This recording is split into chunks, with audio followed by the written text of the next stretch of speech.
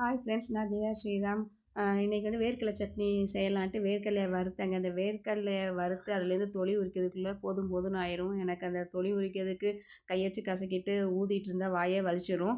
அதுவும் இல்லாமல் வீடே வந்து டஸ்ட் ஆயிரும். அது இல்லாமல் என்ன பண்ணலான்ட்டு நான் பார்க்கும்போது ஷார்ட்ஸில் ஒரு ஹேக் சொல்லியிருந்தாங்க. இந்த மாதிரி பண்ணால் வந்து சீக்கிரம் உரிச்சிடலாம், குப்பையும் ஆகாதுன்ட்டு. நான் அதை ட்ரை பண்ணி இது உண்மையானு பார்க்கலாமேன்ட்டு இது மாதிரி ட்ரை பண்ணேன். ஒரு துணிக்குள்ளே வேர்க்கடலையை போட்டு இந்த மாதிரி சப்பாத்தி கட்டையை உருட்டுனா அந்த தொளி தனியாக வந்துடும், ஈஸியாக வந்துடும்னாங்க. ஆனால் சப்பாத்தி கட்டி வச்சு உருட்டும் போது அந்தளவுக்கு தொளி வரல. இப்படி கையை வச்சு கசக்கினப்போ நல்லாவே வந்துடுச்சு. வேர்க்கடலையிலேருந்து நான் அதுலேருந்து செப்பரேட்டாக எடுத்துட்டேன். இப்போ தொளியும் வந்து நம்மளுக்கு வந்து அப்படியே துணியிலே இருக்கும். இதை போய் நம்ம அப்படியே டஸ்ட்பினில் போட்டுடலாம். வீடும் குப்பையாகாது. நல்லா ஈஸியாக வந்தது. அந்த ஹேக் வந்து உண்மையிலே ஒர்க் ஆகுது. நீங்களும் இதுமாதிரி ட்ரை பண்ணுங்கள். இந்த வீடியோ பிடிச்சிருந்தால் லைக் பண்ணுங்கள், ஷேர் பண்ணுங்கள், சப்ஸ்கிரைப் பண்ணுங்கள் ஃப்ரெண்ட்ஸ். பாய்.